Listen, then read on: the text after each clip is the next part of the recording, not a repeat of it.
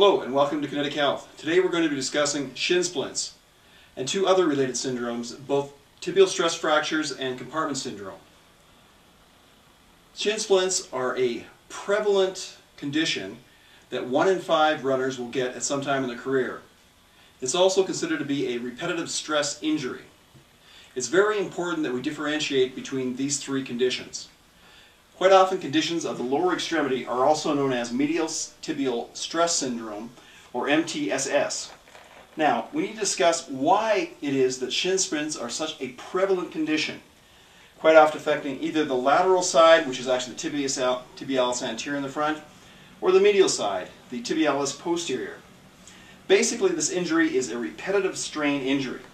Internally within the muscle itself, filaments slide. If you have restrictions between different layers, you're going to get a hypertonic tissue or a restriction, and therefore a weak structure. The actual site of injury in the shin can vary, involving numerous places.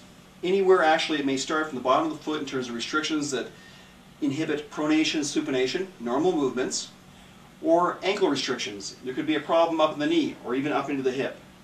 A common area of weakness in runners with shin splints is seen in a group of muscles called the dorsiflexors.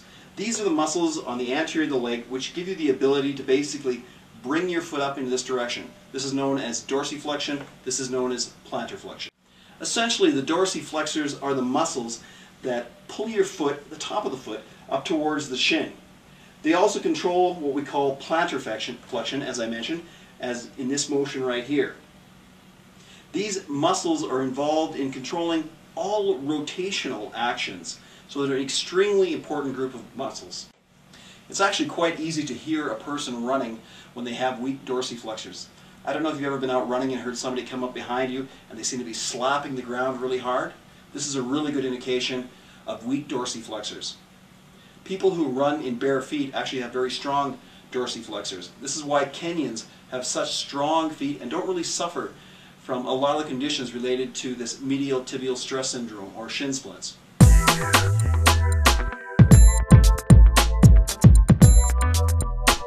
If we are using pain to differentiate between a stress fracture and shin splints, there's some key factors that we should look at.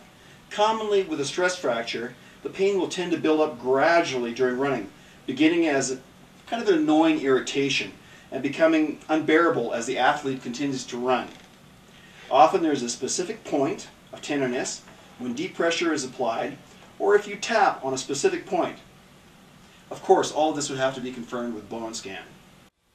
Another area we need to discuss in terms of our differentiation is compartment syndrome. It's very important that we understand the difference between what could be a simple shin splint, a stress fracture, and compartment syndrome. Basically, between the muscles, in terms of one layer and the next layer, fascia, nerves, arteries, we have compartments of tissue.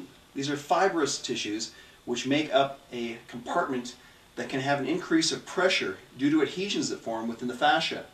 It is very important that if we have a compartment syndrome, this is diagnosed and we get the individual to a medical practitioner immediately. Chronic compartment syndromes quite often respond well to some type of therapy, but in actuality, an acute compartment syndrome could be a medical emergency. Commonly when a person has compartment syndrome, the leg will not feel better with rest. We'll also get strange feelings of numbness, also muscle weakness, and what we call paresthesias, or altered sensation throughout the leg. But these symptoms will not abate as we rest. They seem to be continuous. Shin splint pain is often quite diffuse, running up and down the leg. It's a little harder to localize. You should also know that shin splints can mimic a stress fracture, but quite often you won't get that pinpoint pain.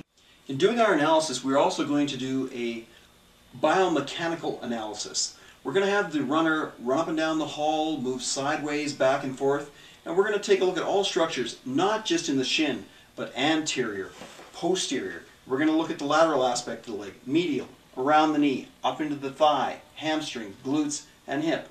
We don't just want to treat the area that's affected, but we also want to consider the biomechanics of why this individual had the restriction in the first place. What is it about their shock absorption mechanisms that aren't working correctly?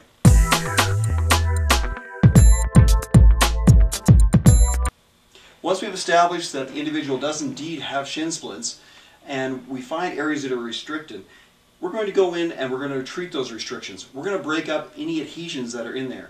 One of the techniques that we have found extremely effective to this is active release technique. This technique is specifically designed to break up adhesions or scar tissue. As mentioned, our therapy is not going to be limited to one specific area. We are going to treat this condition on an individual basis. Do an analysis in terms of the biomechanics, then consider which restrictions are prevalent in what areas, then we're going to free up these restrictions. After we have done that, we are going to prescribe specific exercises based on what we found in that individual, not come up with generic protocols. After we've treated the individual, we are going to prescribe a series of exercises based on increasing strength, flexibility, balance, and proprioception. It's extremely important that we give the individual exercises that mimic all of the actions of the dorsiflexors or whatever structures are involved, not just forward and back motions, but quite often we'll get the person doing things in terms of putting them off balance a little bit as they strengthen. With these techniques, combining exercise, treatment, and taking this approach, we have found that we've had a very high success rate, over 90%, in usually 4 to 8 treatments.